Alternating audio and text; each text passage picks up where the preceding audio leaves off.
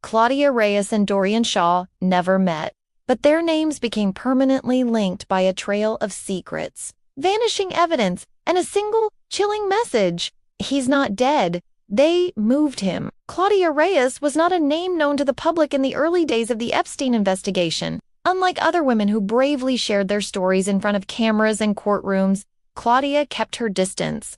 She had no interest in fame, lawsuits, or public sympathy. But when she stepped forward in 2019, quietly and without warning, she instantly became one of the most mysterious figures connected to the case. Her testimony, sealed under court order, was described by insiders as explosive and corrending for people whose names had not yet surfaced. She claimed she had met Epstein only a handful of times, but had witnessed enough in those encounters to understand what kind of machinery was behind him. What made Claudia's account different? Wasn't he just the names she mentioned, it was how she connected them? She spoke of private meetings in foreign embassies, of encrypted emails exchanged between billionaires and government officials, and of surveillance equipment hidden in luxury residences. Her testimony pointed to a system much more organized and calculated than anything the public had imagined. Epstein, in her version of events, was not the mastermind but the middleman, a facilitator, a provider. The real power, she hinted, operated in the shadows, rarely seen and never questioned. Shortly after giving her deposition to federal authorities, Claudia disappeared from public view. She quit her job, left her Brooklyn apartment, and deleted all her social media accounts. People close to her said she became increasingly reclusive, speaking in hushed tones and jumping at loud noises. She told a former friend that she no longer trusted anyone, not even the people investigating her claims. She moved to Maine under a different name, renting a small house near the coast. No one knew exactly where, and that was how she wanted it. Despite her precautions, Claudia seemed to believe something or someone was still watching her. She began writing everything down, according to one person who had briefly been in contact with her. She kept journals, audio notes, and backup drives. She said that if anything happened to her, the truth would still come out. This sense of foreboding became more visible in her last months. She covered the windows in her home with blackout curtains, never answered her door, and sometimes stayed in nearby motels for days at a time without explanation. Then, in early March 2020, she was found dead in an abandoned boathouse not far from her rental home. The scene was grim but carefully arranged. Claudia was lying on a pile of blankets, her body cold and stiff. Next to her was a nearly empty bottle of sleeping pills and a half-drunk bottle of vodka. There were no signs of forced entry, no visible wounds, and no suicide note until one was discovered, folded inside her jacket pocket. The moment investigators read the words scribbled on that paper, everything changed. It wasn't just a death, it was a message, a warning, and it would become the starting point of one of the most chilling mysteries ever linked to the Epstein case. The note was brief, almost careless in appearance, yet it carried the weight of 1,000 unspoken fears. Folded tightly and stuffed into the inner pocket of Claudia Reyes' jacket, the paper was damp, as if it had absorbed the cold Atlantic air or maybe even tears. It was indeed found immediately only during a secondary search conducted by a more thorough investigator, who noticed the stiff corner protruding from the lining. It read, "They'll say, I did this to myself. But I didn't. They're coming. You know who they are." Below the message were her initials and a date of days prior to the discovery of her body. The handwriting matched other samples taken from her journals and notebooks. Experts confirmed it wasn't forged, altered, or cut. The ink used was the same as a pen found in her purse. Still, questions immediately began to swirl.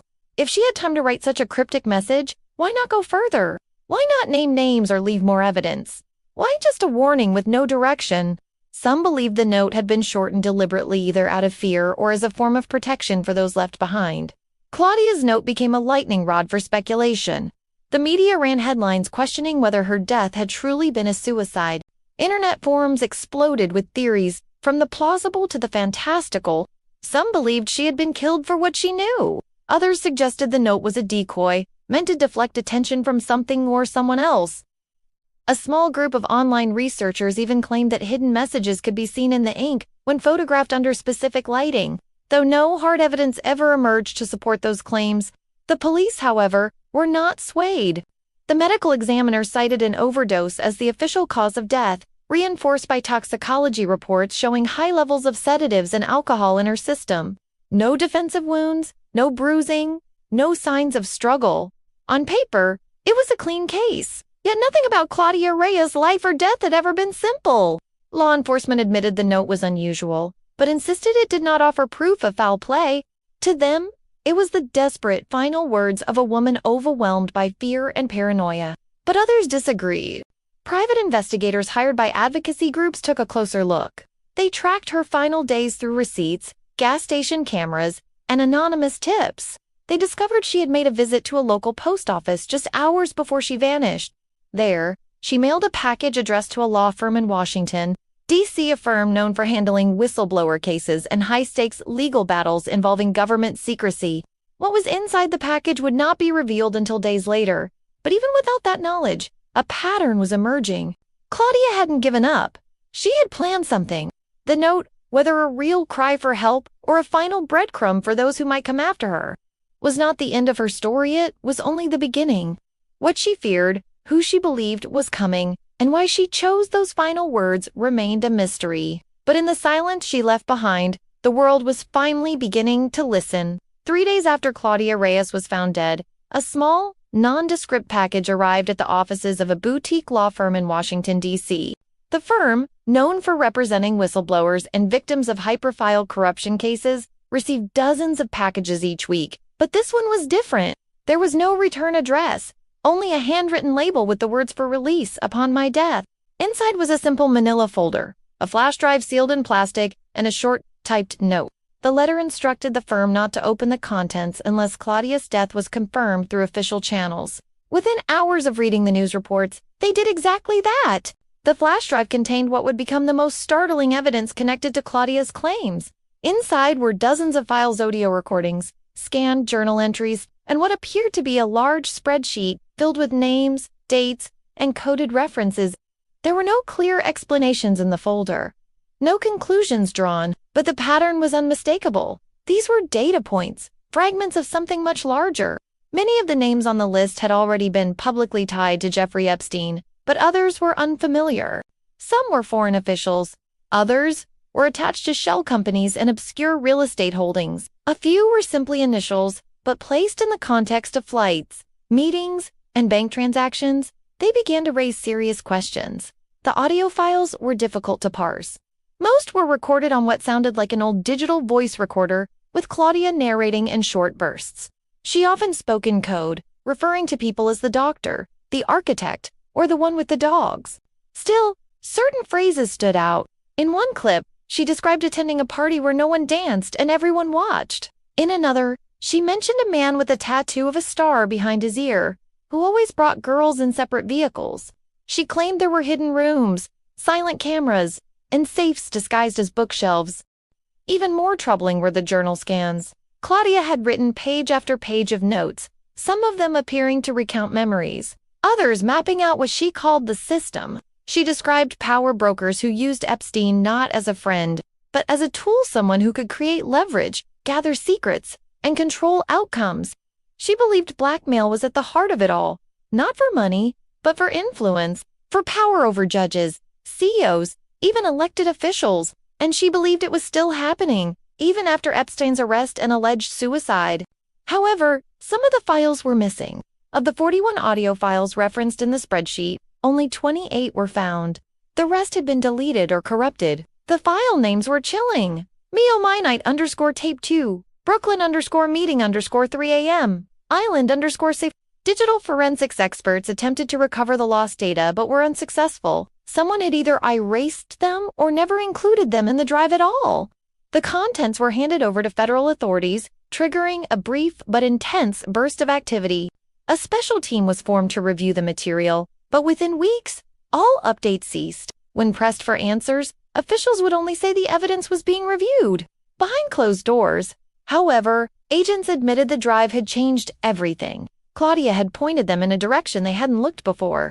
The question now wasn't whether her death was suspicious, it was who had the most to lose from the secrets she died protecting. 2 weeks after Claudia Reyes' death, a new figure emerged from the shadows, a woman using the alias Maria. She contacted the same law firm that had received Claudia's flash drive, insisting she had information relevant to the case. Her voice was shaky during the initial phone call, and she refused to give her real name. She claimed to have known Claudia personally, not as a fellow victim, but as a confidant. According to Maria, they had met during group therapy sessions in 2018. Both women, she said, had spent years trying to untangle themselves from the psychological damage left behind by powerful men. They bonded over shared fears, sleepless nights, and an overwhelming feeling that the past was still watching them. Maria said Claudia had long suspected that something was going to happen to her. In their final meeting, just 2 weeks before Claudia's disappearance, she claimed Claudia was more agitated than usual. She had stopped trusting law enforcement entirely and was convinced that her communication channels were compromised. Claudia allegedly told Maria that she had created multiple layers of recordings and even physical notebooks that were stashed in safe locations. One such location, Maria said, was a small property in rural Vermont, a cabin Claudia referred to as the fallback. The FBI, prompted by Maria's tip, conducted a quiet search of the property.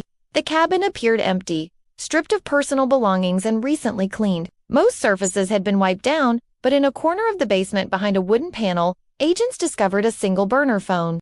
Its screen was cracked, and the battery was nearly dead, but it had not been fully wiped. Digital forensics teams pulled the SIM card and recovered a single outgoing message. It was short, direct, and deeply unsettling.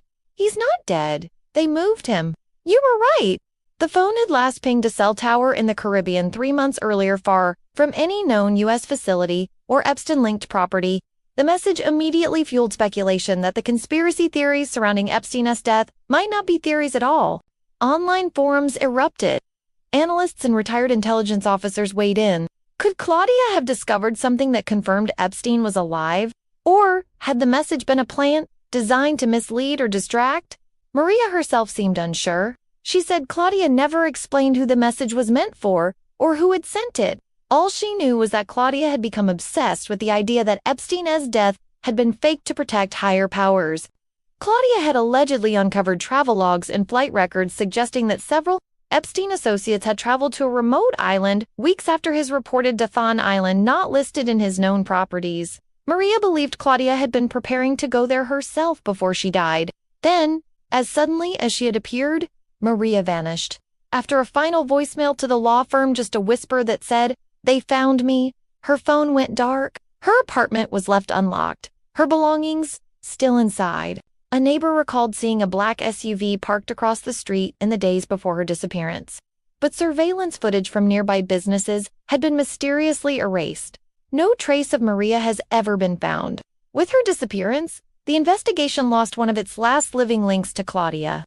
Whether Maria was who she claimed to be, whether she had real evidence, or simply believed she did, remains unknown. But the burner phone-esque message raised a question that authorities have never been able to answer. If Epstein was indeed dead, where was Hand who helped him disappear? A year passed with no developments, no arrests, and no explanations. Claudia Reyes' name had faded from news headlines, buried under newer stories and shifting attention spans. Officially, her death was closed as a suicide. The flash drive she left behind was now part of a sealed federal investigation, with no updates shared with the public. The note found in her jacket had been dismissed by authorities as the product of stress and paranoia. But not everyone was willing to let her memory vanish. So, among them was Dorian Shaw, a former military intelligence analyst turned private investigator who had been quietly tracking the case on his own terms. Dorian had spent years studying flight logs, property records, and shell corporations tied to Epstein and his associates. But it was Claudia's spreadsheet liked online in pieces by anonymous sources that gave him a new lead. One name kept appearing: jail. It wasn't clear who or what those initials referred to, but they were linked to 6 separate travel entries that intersected with Epstein's movements. Unlike the others on the list, jail had never been publicly connected to Epstein's operation. Dorian became obsessed with finding out who this was. After months of cross-referencing flight records and property deeds, he released a 14-minute video online. In it, he presented a map showing private aircraft registered to companies owned by offshore trusts. One of those aircraft had landed on a small island in the Caribbean 6 times in a single year each trip, aligning with the entries in Claudia's files. The island wasn't one of Epstein's known properties, but satellite imagery showed a newly constructed airstrip, a communications tower, and several luxury structures hidden beneath the trees. No public registry named an owner. What stunned viewers even more came in the final minutes of Dorian's video. He claimed to have received an anonymous email just days earlier. Attached was one of the missing audio files from Claudia's flash drive, labeled Brooklyn_meeting_3 a.m. The recording was poor in quality, muffled and crackling, but a woman's voice believed to be Claudia's could be heard recounting a secretive gathering she had attended years before. She described a conversation between two men discussing Epstein's future. They spoke of the need for containment and how removal would be better than risk. The final words in the recording were chilling. "We always clean up. No loose ends." That phrase hit a nerve. Online communities that had once dismissed Claudia's case suddenly revived their interest. Even mainstream journalists began to revisit the details. If the audio was real and early, forensic analysis suggested it hadn't been tampered with. It implied that Epstein's death might have been orchestrated not to silence him permanently, but to erase a liability and move him elsewhere. Despite the attention the video received, it was quickly shadow banned on major platforms. The law firm that had held Claudia's package refused to comment. The FBI issued a brief statement denying any knowledge of ongoing operations related to Epstein. As for Dorian Shaw, he has since gone dark, his website offline and his social accounts deleted. To this day, no one has confirmed the identity of the island remains unlisted on any official map. And Claudia's final note, once seen as the ramblings of a frightened woman, now reads more like a prophecy. In the end, she may have left more than just a message. She may have left a warning that the story was far from over.